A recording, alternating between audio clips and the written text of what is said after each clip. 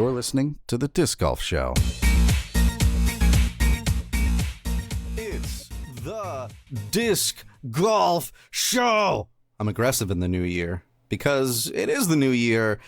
I'm turning a new leaf. Maybe not. Today is going to be episode number 1 of season 2025.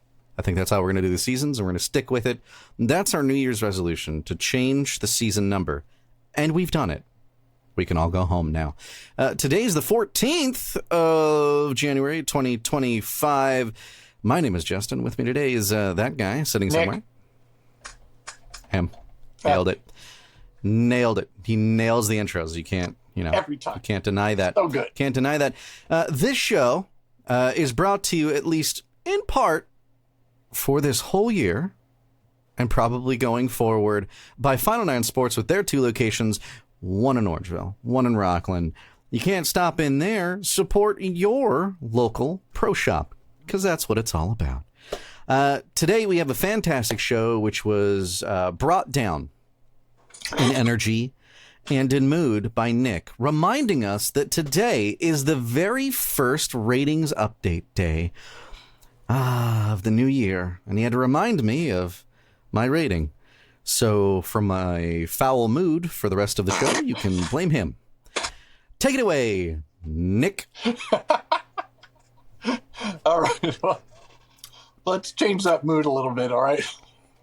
We'll bump it up really quick here by stating that if you have not yet heard or have not yet done so, currently the World Games is having their Athlete of the Year awards. And They are. At this moment in time, Kristen Lott is in 4th place right now. So there will be a link in the notes below. If you are listening to us, you can go to theworldgames.org. The disc golfer, formerly known as Tatar. I feel like we have to say that. I don't know. You can go to Maybe we don't. theworldgames.org, look up awards, and then you'll find the Athlete of the Year stuff. You have to vote for 2, otherwise your vote will not get counted. So vote for 2. I figured that out this morning. Yeah. When I did my vote. Yeah. They come up with a little pop-up, but it's really easy to miss. If you don't click for a second vote, for your secondary pick, it will not count. So make sure you do that. Yeah. Especially for Kristen. She's got a decent lead over 5th place, but she is a little bit 6501. She's a little bit behind recording. 3rd. She's over 10,000 behind 1st. So, Yep. Yep. So, I mean, if everybody that played disc golf went in and voted right now, she'd have 6602. So, killing. comparatively, if you look at I'm making a joke because look at 1st place. Yeah. She's got a ways to go. Yeah. But you do your part. Ways to go. Go vote. Absolutely. Doesn't mean you shouldn't. It means you should. Voting does close on the 31st, and halfway elimination will actually be on the 22nd, so the top 10 will advance. But again, theworldgames.org or the link below. Did want to make another shout out to our friends up north. So last year it was called the RIP, I believe. They changed their name. It is called the Canadian Championships. The registration for that does open February 2nd. The event is held in September, so obviously they're getting ahead of the game here. The location for the main event is Hot Goat Farm. I think that's how it's spelled or pronounced. Haute, Goat Farm. It is a 3-day event. I prefer to think of it said like hot. Like Paris Hilton. Like that's hot. Yeah. Probably something like that. That's how I think about it every time I read it. Hot Goat Farm. 3-day event, 54 holes. There are 3 other courses involved. One in Newcastle, one in Cedar Creek, and one Project 15. They did say that if you are interested in reaching out for sponsorship, just go ahead and contact them. And if you want to support that event. So we do our part in trying to help those who contact us about their events. So go check them out. If you are able to get up there to play, again, registration opens February 2nd. So you will have time. So go check them You're out. picking up on my aggression vibes, aren't you? Yeah, go do They're it. aggressive. Because I told you to. Yeah, that's right. Moving on. We have some announcements, and then we'll get to the bulk of the show, I guess. With all this movement that's been happening, we'll get there. Hold on. First off, Prodigy has recently announced a partnership with UltiF Innovations LLC, also known as the UFI, a home of the professional frisbee and provider of the official disc of the Ultimate Frisbee Association. So shout out to Prodigy. They're doing things. And if you have not watched it yet, I recently saw the interview with Will Schustrick, the one and only, on Tour Life. Very informative. Kind of get a aspect or an idea of where he's coming from now that he is CEO of Prodigy. I'm kind of excited about that. I think I am too. Prodigy kind of needs like this refreshing, if you will. Yeah. Just because of kind of, I mean, let's face it, the image of the company isn't as great as it used to be. Yeah. With a lot of different things that have been kind of negative. I mean, it's not terrible. Nobody's like, F Prodigy. I mean, well, there probably is, but not a lot of people, right? Yeah.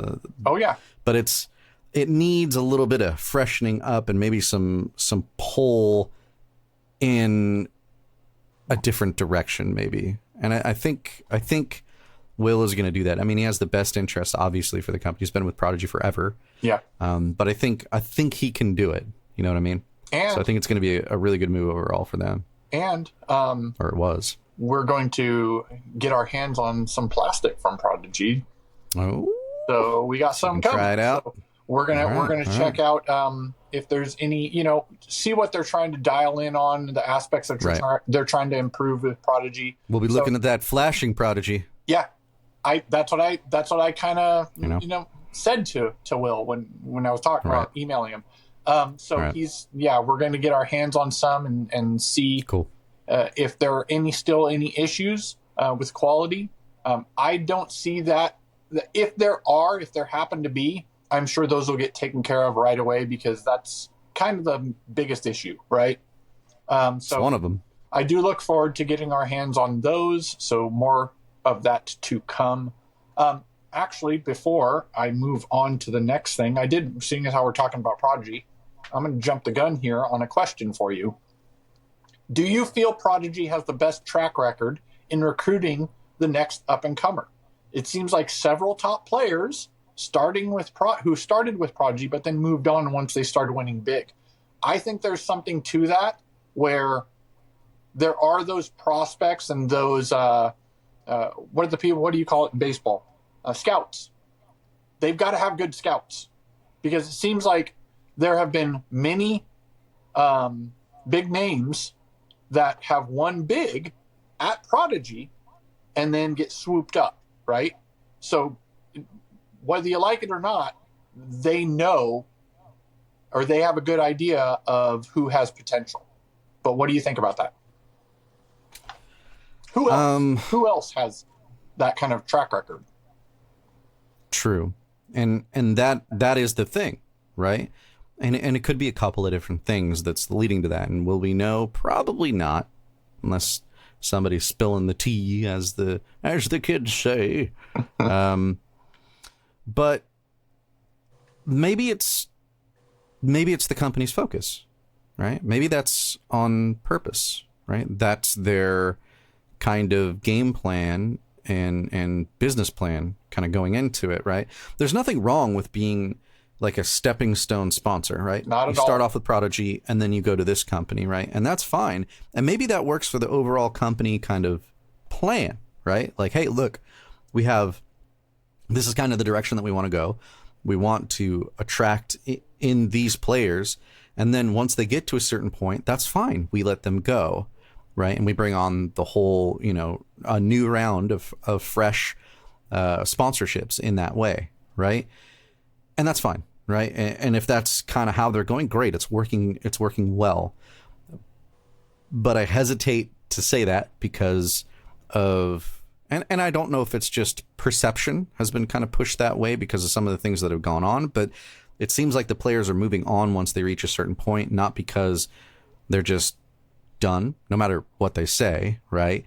It doesn't seem like they're just done with Prodigy and they're ready to move on to other things. It's they're done with Prodigy for a reason. Yeah. Right? Is that they're not competitive and they're not willing to offer that, right? And that doesn't sound like that's because that's part of their business plan. However it may be, we don't know, right? So I guess that all to say, yes, it doesn't have, I think, the best track record, or maybe it does. It just depends on what they're trying to do. And I think maybe that's an opportunity if that is the case, right? For Will to come out and say, hey, well, this is kind of the alignment of the company, and this is our focus, right? Is we're more concerned with getting in that new fresh talent and helping them grow so that they can move on to these other places in the future. And that's kind of how we're doing it, right? We're more kind of new talent focused, right? That's not to say that we don't want maybe some of the upper tier. That's great, but we're more focused around cultivating that new talent. And that's not a bad way to go, and maybe something for them to clarify. I don't know. Yeah. I don't know. One of the things he did notate was that, speaking about movement, was when it came to the fact of Isaac Robinson, he goes, we put together the best package we could do. And they're going to have limitations. They're not the biggest manufacturer out there. They've been around a long time, but they have their own limitations when it comes to different aspects in the sport, right? Yeah. There's a budget. So, right. And there's ROI. Exactly. So I think that, the one thing they have going against them is probably what they're available to offer, what they have available to offer. And you can't, you can't do anything to change that when it comes to that issue. You know what I mean? No. But again, the last two people, Burr and Isaac, like those are big names, right? Two-time world champ, and Gannon Burr, player of the year. Like they're doing something right over there, but they just need to do other things right as well, right? So big shout out to Prodigy. Again, we will give you updates on when we get some product in our hands. And shout out to Tour Life as always, because I like watching Tour Life. Another person that's kind of started to put some more content out a little bit is Cat Merch. Cat Merch has been doing a daily ice bath, and if you have not seen, it's not just peachy keen kind of cool. It's snowing. It's thick ice that's built up in the bath. And she's dedicated or planning on doing 30 days straight. She's probably about 10 days in now, I think, somewhere around there. She was on my team, so I hold a special place in my heart for Cat Merch. Yeah, and all the points that got me during my fantasy disc golf league time. So she's doing her part and trying new things to better her body for the sport, for her abilities and all that stuff. So shout out to her. They say it's super good for you. Yeah, right, exactly. I would love to do that, except for I don't want to. So that makes sense, right? I would love to do that, but I don't want to. So I would love to do that, but I really don't want to. Thanks for doing that for us. Okay. Disc Golf Pro Tour recently announced a renewal to their partnership for 2025 with One Shot Energy. Not super crazy news, but it's good to see a company that is willing to stick with it an additional year. Yeah. It's not just a touch in and go, no, we didn't like it. They obviously liked something that they saw, and hopefully that grows. So shout out to One Shot. More of those too. We need more of those, really. Yeah. Exactly. Let me take this next one for you, Nick, because it's really appropriate if I cover it. Nick, have a new content creator crush, and I guess that doesn't make sense, does it? Okay, I'll let you take it. Well, I wasn't gonna. I just put it in there, and then you kind of just, kicked me in front of the bus there. Well, you took the wind out of my sails this morning before we started, so you're welcome. Big shout out. If you don't follow, like I follow a ton of channels on YouTube, right?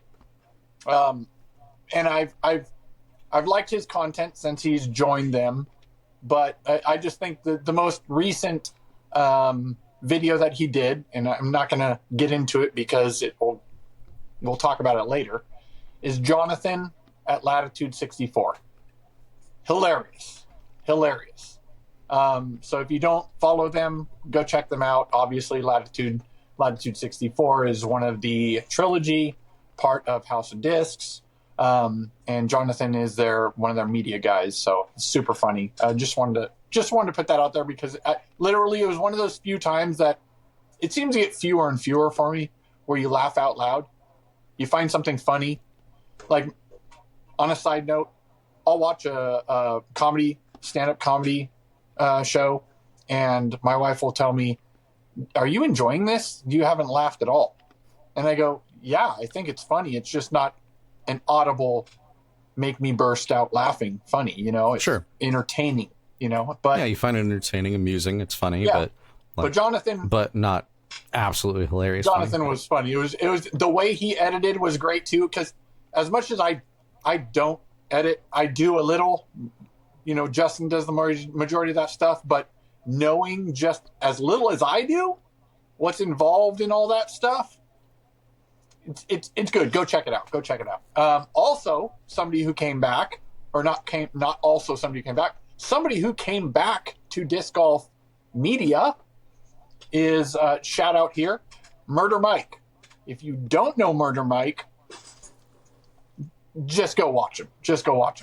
Very entertaining. He's been around for a long time. He was back around early teens, 2012, 2013. And he was out at like Fountain Hills videoing. He did a little bit of side coverage. Not funny guy. Go check him out. Check him out where? On YouTube, I believe. There you Instagram.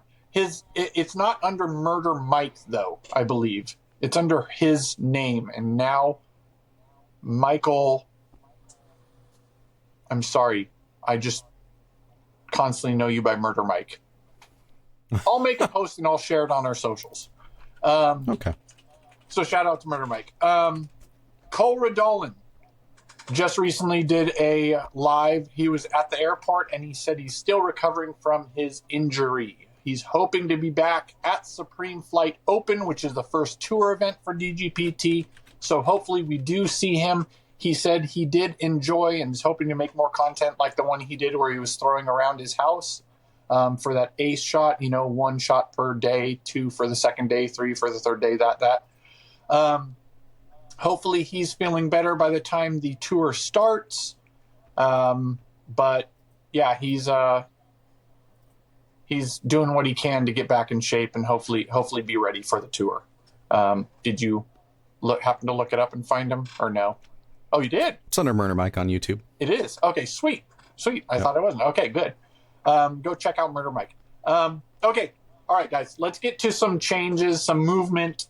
There's been some, stays, some leaves, some backing away from disc golf altogether. But unless he has a new channel. What's that? It's a new channel? Unless he has a new channel. Oh, sweet. He might, because the last video was 4 years ago on this one. Yeah. I think that's when he was, somewhere around then. He may be doing it under his own personal channel, but like I said, we'll share it. Don't worry. Actually, He might just happen to possibly make a cameo on our show, maybe in the future. Oh, are we just giving out spoilers now? We're just giving out spoilers. All right. I don't know. Okay. You have spoilers? So what we have planned is, moving on. What are we at? We're talking about moving people, right? Okay. Yep. Some people that are staying. We have Alden Harris, who signed for 2025 with Discmania. He's staying there. We have Marweed staying with DGA. Eric Oakley ended up joining up with Birdie Disc Golf Supply Team. Shout out to them. Parker Welk, he ended up actually leaving DGA And if you haven't seen, he joined up with Dynamic Discs. There's some talk about Dynamic Discs as well as to whether or not Ricky will be there. We have seen some changes on his social media. People have made. It looks like some of his disc stuff got the Dynamic Disc branding maybe taken off of it. So that's, I think, where a lot of the speculation comes in. That would be kind of a out of left field too, because he wasn't a name that was really up there in like, oh, he's going to be doing anything crazy. So I do question a little bit when not even necessarily top players, but players that are very visible in the sport bouncing around from manufacturer to manufacturer. I mean, I get it. You're going to go where what's best for you, whether it's money or vibe or whatever means the most to you for signing. I don't like to see people signing for 1 or 2 years and then bouncing off to somebody else, and then signing for 2 years and bouncing off to somebody else. It's one of those things where it's like almost like a lack of commitment, to where, granted, if you're being treated horribly or not well enough, I get it, and I don't hate it. Right? It's just sometimes it's like and again, part of that is not on the player. Part of that is on the manufacturer as well. You're not willing to commit to the player.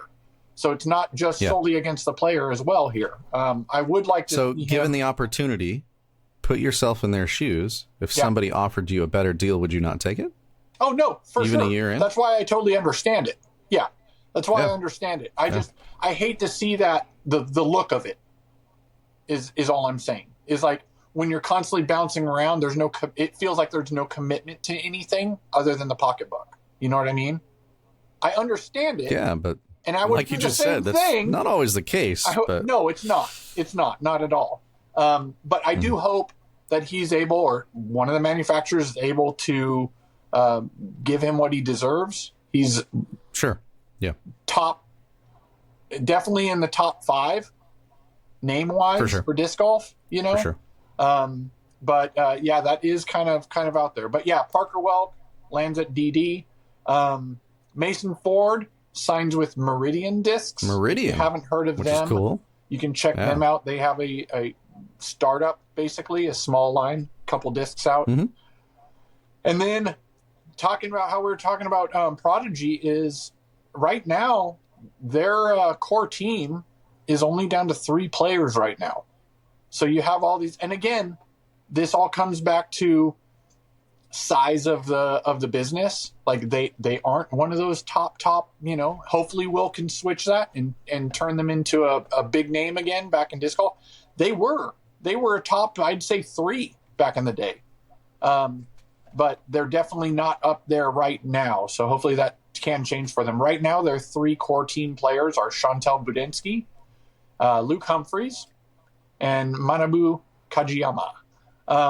So hopefully they can grow on that. Hopefully that, whether it's, like you said, new talent that they can help grow and build on, or maybe they're saving up a year or 2 to make a big name purchase or something, down the road. Maybe that's something they're looking at. But just building up that new talent or something. Yeah. You know what? Come to think of it, there is a way that you out there, the viewer, if you're on YouTube, can help grow something too. And that's our show by clicking subscribe. Please do it. We'd appreciate it. Yes. We're so close. So close to a big giveaway. It's going to be awesome. Lots of stuff to give away. There will be multiple winners. So just saying, there's going to be multiple winners. All right, so we've still got some bigger names to discuss. Not necessarily manufacturer wise, but product wise. Simon Eagle recently parted ways with Grip Equipment. Didn't see that coming. Yeah, the question there is, is it in the contract of, okay, you're signed with MVP, you have to carry an MVP bag? Because they do have those in some contracts, right? In some of them, yeah. If that is in the contract, does MVP up their game on bags? Are they working on coming out with a more high-tier, high-end bag? Because Simon was on there for, 10 years? And I think Eagle was on there close to that as well. And, they love those bags. So it's got to be something serious for that to be included and them to say, okay. Yeah.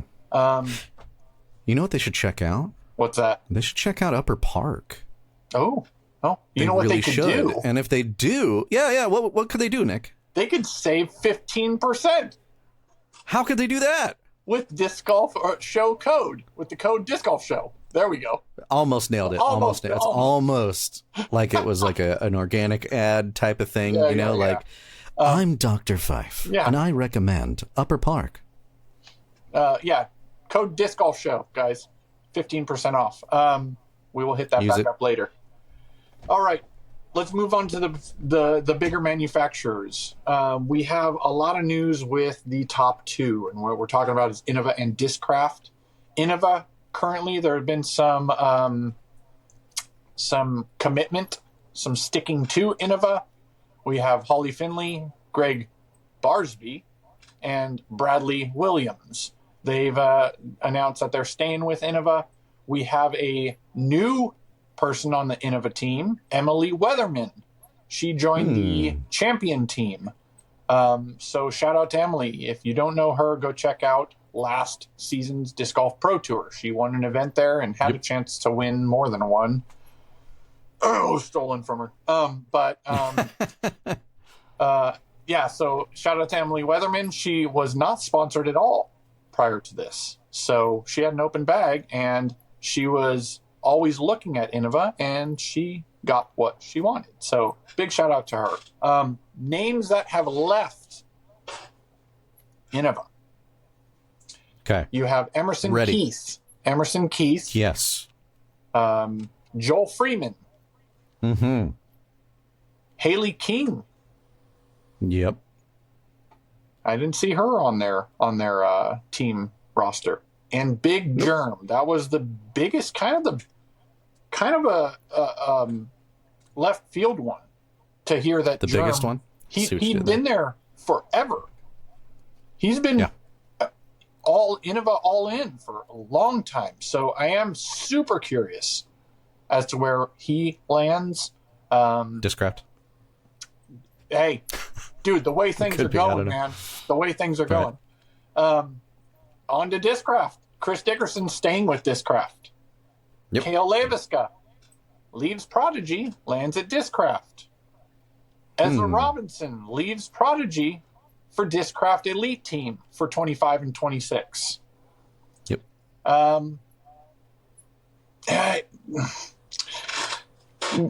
We'll move back to Discraft here in a second. Okay. Here's one thing I will. Yeah. Here's one thing I will say for Discraft with the list of ridiculously high name, top name players. Are they blowing their wad? What is they have so many big names on their roster. Right. I am curious as to how they are looking at the future with this many big names. Are they just hedging their bet on, hey, one of all these guys is going to win events? You know what I mean? We have two. It's top heavy. They have a lot of big names, dude. So maybe that's a power play move, though, if you think about it. It definitely could be. If you shotgun blast all the top tier names, whose name is going to be out there? Yeah. Yours, because your players are winning, right? Because you have all of them, right? They have so many. It's crazy. It's so Discraft dominated right now. Moving on, the two big ones that have recently been announced. First one, Isaac Robinson. That is what we were getting out previously. The most recent video from my crush, Jonathan, um, is their video with Isaac Robinson and him showing up over there and, their experience with him and talking with him and all that stuff. Super funny video, but Isaac signed a 3-year contract. 3 years. Latitude 64, $175K a year, plus royalties on signature and tour discs. From what people are saying, it probably could be around $300,000 a year after all said and done. We'll see how that goes. I don't see this as a bad fit for Isaac. No. We'll see. We'll see. He has 2 world championships with Prodigy. So can he make a third with a new manufacturer? So that'll be interesting. Be interesting to see this year. Yeah. And then in the next 3 years, I guess, right? Yeah, for the next 3 years. Let's see how much business he can bring to Latitude, as well as how much support Latitude can bring to him. Right. And then the biggest news was this morning, at 7:00 this morning, the ClimoDiscGolf.com countdown ended. And I can just imagine this. There's Nick sitting at his computer like a Macy's commercial, right? Like open. Just, dated myself right there. Kids, ask your parents. But he informed me this morning that it was late. It was. The counter reached 0 for several minutes before it was updated. How dare So I just want to let you know how committed he was to bringing you this story. Whoever had that button to click really, right? Really ruined it. Anyways, drop the ball, really. So the website unlocks, and you get to see what all is ClimoDiscGolf.com providing, and those things are the following: lots of apparel. Stuff. There's apparel, obviously. It's going to be like sweatshirts, hats, polos, t-shirts. Right now, they're going to be available. So this is like just announcing what's coming, right? And then 3 discs were on that site. There was a putter. Currently, they're just called Prototype name. So the putter, Prototype Champ. I wonder how that came about, right? That putter is going to be $12.99. It comes in 8 different colors and a variety of weights. All of these are going to have a variety of the weights. So depending on what you like, heavy, light, they should have it. Prototype Bel Air, that is the mid-range, and that is going to be $18.99. That will be in 7 different colors. And the driver is the Prototype Skyway, also $18.99, also in 7 different colors. Not sure why the putter is the only 8 colors availability, but there's enough. Own all 8. And those should all be available tomorrow, February 15th, and they should be available for pre-order. I believe that's what it said. You just said February 15th. Did I say February 15th? Available tomorrow, February 15th. Did I say tomorrow? January 15th, tomorrow. Hey, Ron Burgundy, leave me alone. Oh, yeah. All right. Yeah, we joke about me doing that. Who wrote that in there? Who wrote that? Who wrote that? Who could have sabotaged you? Anyways, so tomorrow, January 15th, the countdown is on again on Climo.discgolf.com. 21 hours, 57 minutes, and 5 seconds.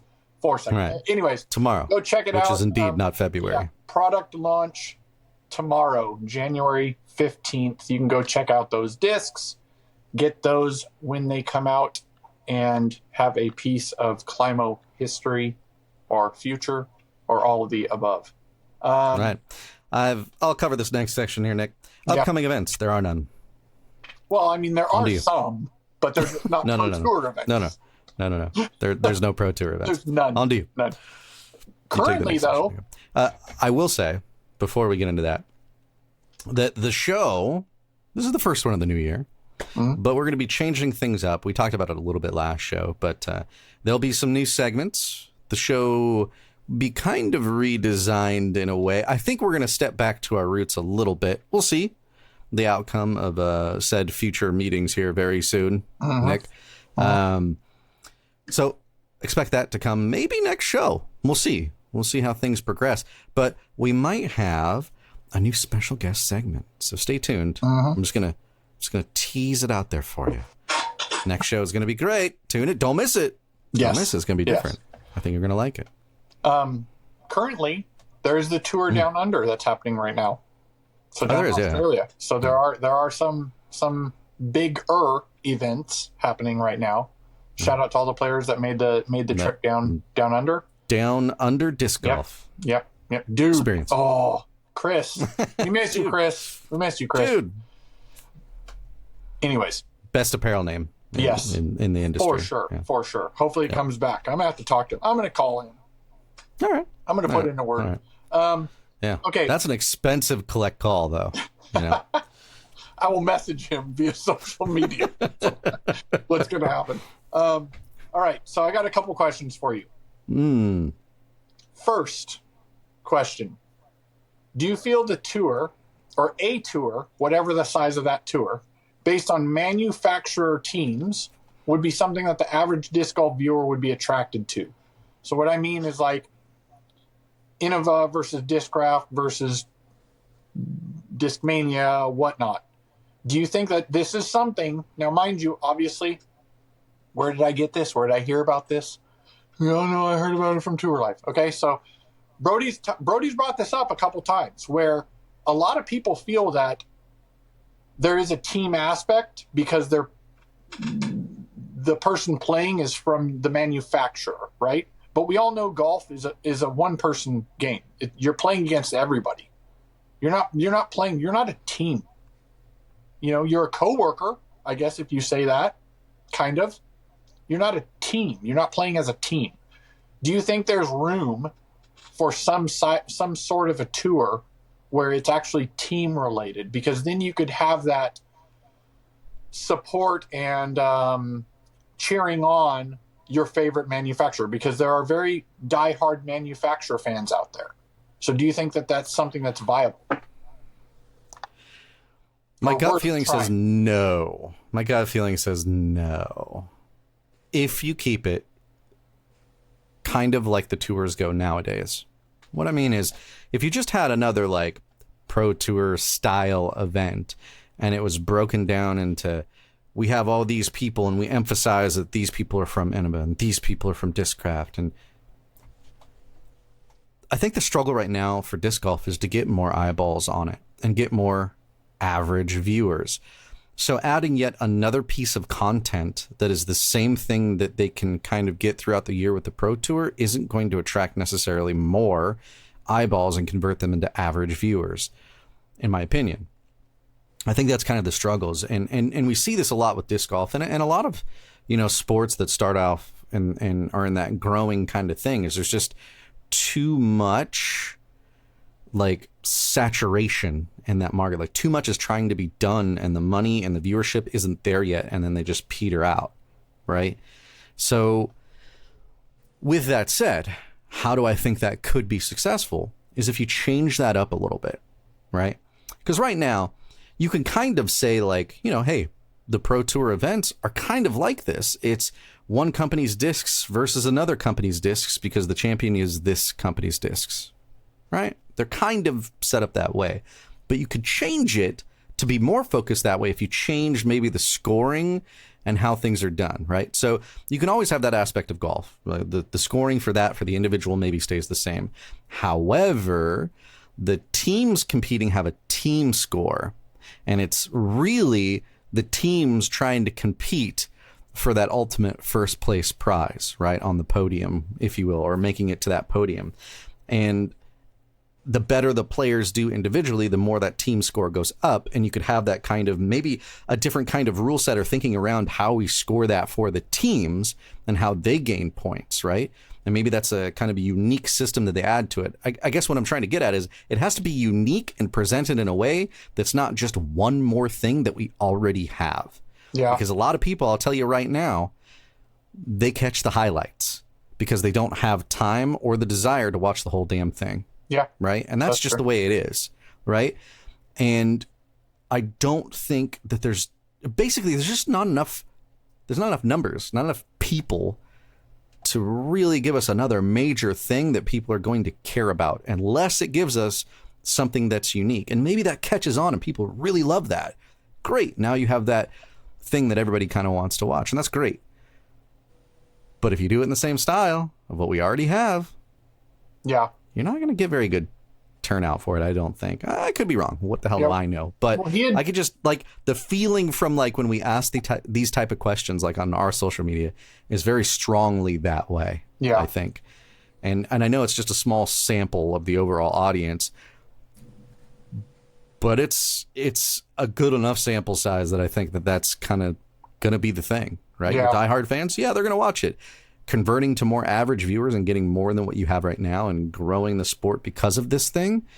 No, I don't think so. I think it's going to be less than your Pro Tour viewership. But yeah, I think there's two aspects here. One is the way he was kind of describing it was manufacturers put in money for the tour, and then each of them, what I got from it was each of them a certain count of each manufacturer. But the tough part there is that what about the small manufacturers that don't have that large of a field of players, right? So you're still narrowing it down. It comes down to the top 5 or whatever, right? But then at the end, right, whoever is winning, or you get points for placement. And at the end, the most points, then that money goes to the manufacturer, but it also gets kicked down to the players that were involved in that tour.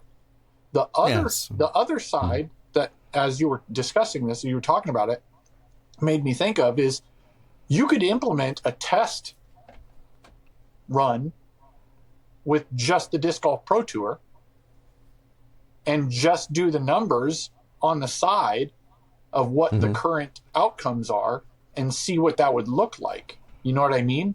And see if it looks lopsided or not, or whatnot. Get some data on it prior to actually committing to it. I don't even think they should go down that route. I don't think that's a good litmus test for what they should do to make it different. Because you're talking about, right there, using the Pro Tour to, well, how would that work if that... No, nobody wants to see that, at least in my opinion. You need to do something different. Yeah. Right? Like, you can't play the same courses that you do on the Pro Tour. You can't have the same style of event, right? We're still playing disc golf. That still needs to be there, but it needs to be different than the Pro Tour, because why wouldn't I just watch that? Yeah. You need to separate yourself from that. Like, you need to, like, different courses, or, hey, on this event, this is the putting round challenge, and all the best putters are coming in, swapped out, almost like a roster system like you would have, or like a lineup in like baseball, where we're switching out our players here because these are our best putter. Like, you need to do something unique like that. Make it different and exciting. It has to be like something that's really going to pull people in to watch, and another Pro Tour lookalike is not going to do that. Yeah. You're wasting your time and money. That's like the All-Star event. The All-Star event is where they have those challenges of mid-range shot, distance, all that stuff. Exactly. Do something maybe like a combined thing like that. Make it different. Don't do another tour. Yeah. Yeah. I think there needs to be I don't know. They're trying with the Q series, so like the entry-level tour as well, but I don't like that's much more niche within niche, right? Like way more niche, yeah. That's like the college football, like the professional football, it really is. And we're not, like you said, disc golf isn't at that point at which they can diversify that thin, because it's almost like thinning yourself out too much. It is. And you're, All right. I'm bringing this one back up. All right. Okay. You probably already read it. You're going to hear it now. Okay. Okay. I feel that there's a lot of discussion about how easy disc golf is getting for the pros, right? It's just too easy. It's blah, blah, blah. Let's make the circle large, circle one bigger. Let's no step putts, jump putts. Let's do this, do that. Here's an idea, and we've talked about this before, and you can poo-poo it all you want. If you don't like it, email me at nick@discgolfshow.com. I feel that there should be a limit to the number of discs a player can carry in their bag. What this does is it makes the player have to be more creative in their shot selection. So picking discs that are multi-use, or making a disc do, because here's the thing, that's what we do, right? We get in a funky position and we got to make that disc do something that we're not usually making it do because we're not in the prime spot. Instead of having a disc for every shot, right, which is fine and dandy, but it goes from somebody who carries 18 discs to somebody who carries 30 discs, right? That's a massive difference in tools. Is that fair just because it's available to the other person? What happens when that person has a bag contract that doesn't allow them to carry 30 discs because that manufacturer of that bag doesn't create a bag big enough for them to carry that many discs? It's kind of lopsided in the fact that somebody who's has a manufacturer that is allowed to carry a bag that you can carry 40 discs in, then they have twice as many tools in their bag than somebody who's on a smaller manufacturer that, one, doesn't have as many discs in the lineup, but also now cannot carry a larger quantity of discs that are beat in at different levels, right? I'm literally coming up with all that on the spot because just thinking about this opens it up and makes me like it more. How do you feel? Does it make any sense? Whether it's enough sense to do or not?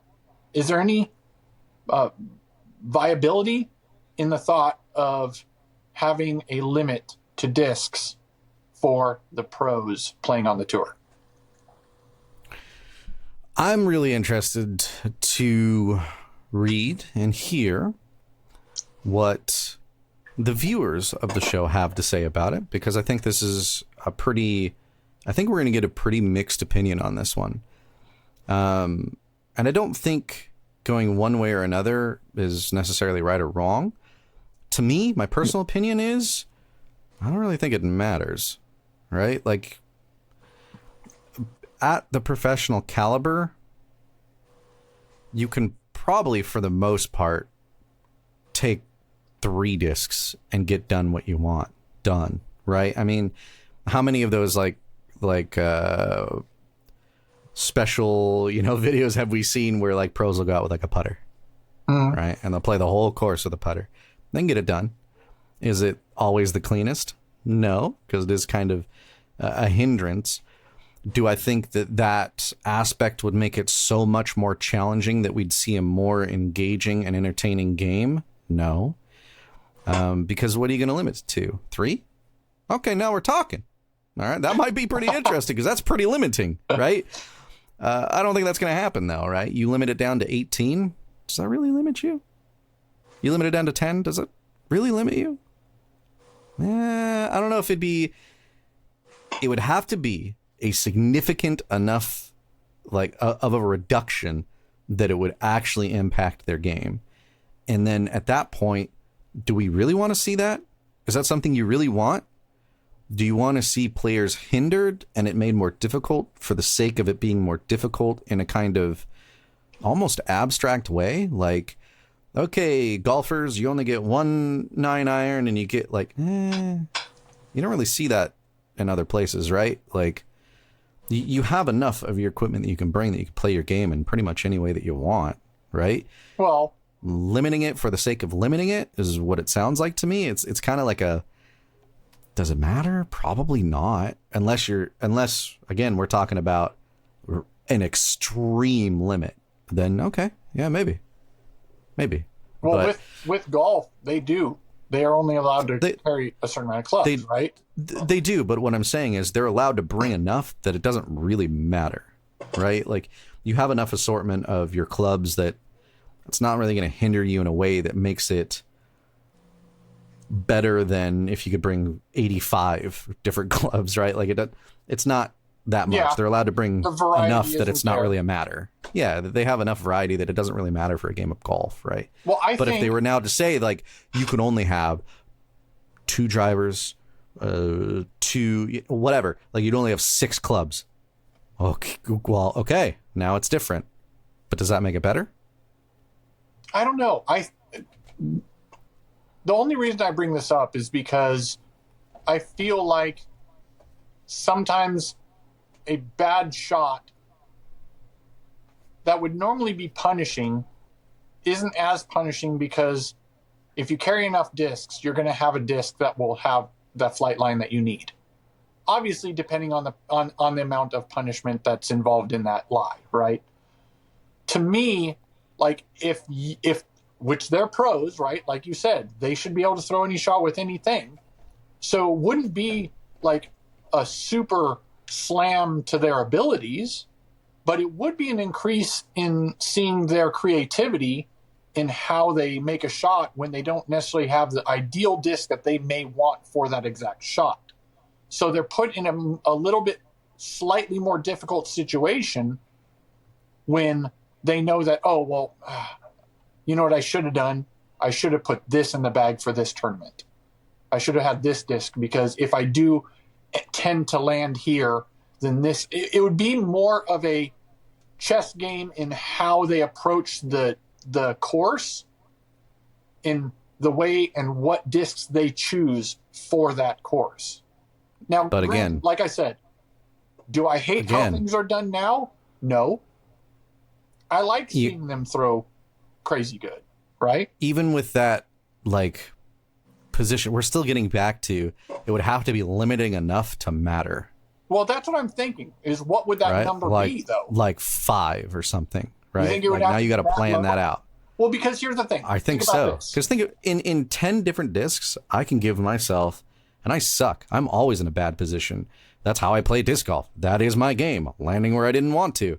So within that amount of discs, just for me, like, I have a disc selected for most of the bad positions that I can be in. Yeah. So it would have to be less than probably 10, right? And now we're starting to really narrow it down, right? But think about that. Think about that. Mm-hmm. 10. Yeah. 10 should be enough. Should be. I would think. If it's enough for an AM, it should be enough for a pro. Oh, for sure. Right? Mm-hmm. I don't know. I think, but then, was just going if through it's 10, is that enough to be? Should it be 5 now that they're a pro? Well, should amateurs be allowed to have 10, and then maybe we could go, intermediate players, you could have 8, and then maybe, professional on the tour, you can only have 5. Like, well, if you think about it, think about this. Is this needed? If you have a putter, mid-range, fairway driver, right? Mm-hmm. The options are stable, understable, overstable. So 3 per mold. Okay, yeah. Mm-hmm. That comes out to 12. Minus putters, really, you don't necessarily need. Maybe you need a driving putter, Sure. Here's the thing.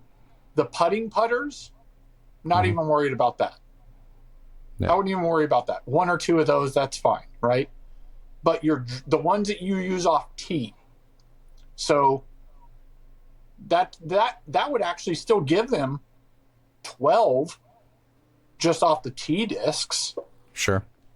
But it wouldn't be that, oh, this one's just slightly more worn in, so I'm going to carry that as well. And this one's just slightly more worn in than that one. This one turns just 2 degrees more than that one, so I'll just carry 35 discs. I mean, I think I'm not saying it's an end-all, be-all. No. I just think it's not, like... That's more a hindrance to the player to have to carry all those darn things. You know what I mean?